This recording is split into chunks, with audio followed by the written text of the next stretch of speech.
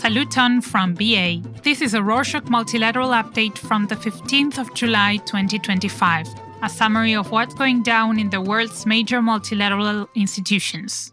This week, we'll begin with news from Africa. On Thursday the 10th, a top official from the International Criminal Court told the UN Security Council there is solid reason to believe both war crimes and crimes against humanity are happening in Sudan, with sexual violence being used as a weapon. The conflict between the Army of Sudan and the Rapid Support Forces has left civilians trapped and aid workers in danger. Hospitals are bombed, food and water blocked, and a cholera outbreak is spreading. Despite major roadblocks, including lack of cooperation and funding, the court says it's pushing ahead to bring those responsible to justice. On Thursday the 10th, UNICEF shared a dire update on North Darfur. Due to the Sudan conflict in the first half of July, the number of children needing treatment for severe malnutrition has almost doubled compared to earlier in the year. That means tens of thousands more children are now in critical shape, reaching over 40,000 cases. Supplies are running out, and with aid workers struggling to get through, more kids risk slipping into life-threatening conditions.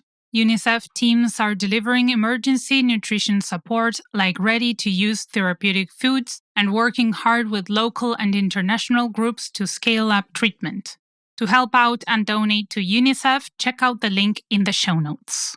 In defense news, on Monday the 14th, NATO Secretary General Mark Rutte left for Washington to meet with US President Trump.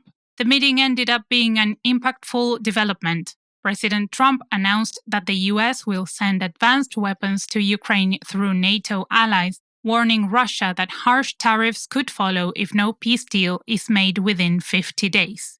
He also said that the support would include high-grade military gear. European countries will provide Patriot air defense systems to Ukraine, with US replacements to follow.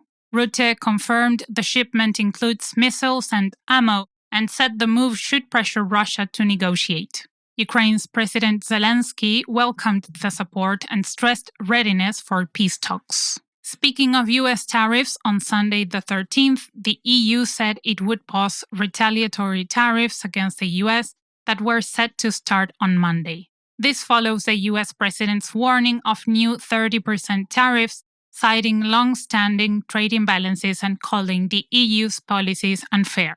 Ursula von der Leyen, the EU Commission President, said they'll hold off for now but are keeping backup plans ready. The EU has been continuously making efforts to find a deal that will satisfy Trump, while also making clear that they will stand firm in protecting their collective interests. In some health news, on Thursday the 10th, the United Nations Programme on HIV and AIDS reported real progress on tackling HIV since 2010. With big drops in infections and deaths, but warned that recent funding cuts could undo those gains fast. Without more support, millions could end up newly infected or dead by 2029. While some countries are pitching in more locally, many people still can't access treatment. A long-acting injectable medicine shows promise, but without a serious global push, the fight against HIV could start moving in the wrong direction again. On Friday the 11th, the World Health Organization announced some good news. Burundi has officially wiped out trachoma as a public health problem. This milestone follows years of effort using a strategy that combines surgery, antibiotics, hygiene education, and improved access to clean water. The government worked closely with health workers, communities, and partners to make it happen. While this is great news, it doesn't mean that the problem of trachoma is entirely gone.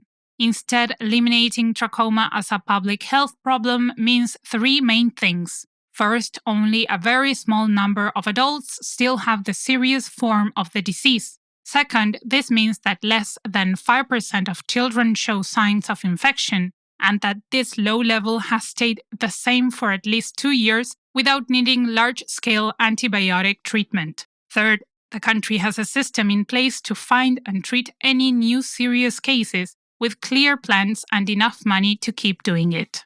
Next up, on Wednesday the 9th, the Inter-American Development Bank, or IDB, launched a $3 billion 10-year bond aimed at supporting sustainable development across Latin America and the Caribbean. Many investors were interested in the bond and bought it, which ended in 2035 and was priced competitively. Proceeds from the issuance will go toward projects that drive long-term growth and resilience in the region. This move is part of the IDB's broader effort to use global capital markets to support development goals.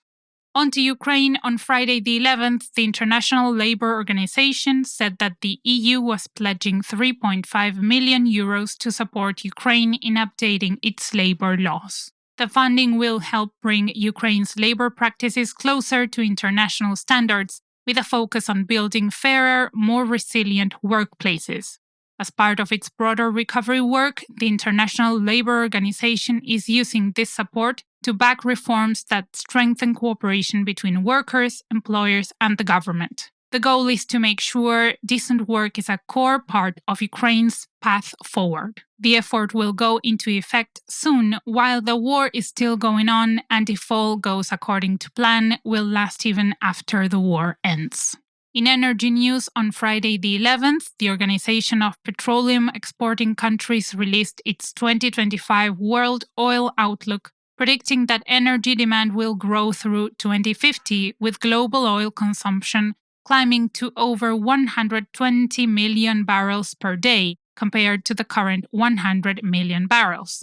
The report emphasizes the importance of a diversified energy mix and solid investments to ensure future energy security and affordability. Also on Friday the 11th, the Organization for Security and Cooperation in Europe held a crucial meeting on protecting children in conflict areas across the organization's region.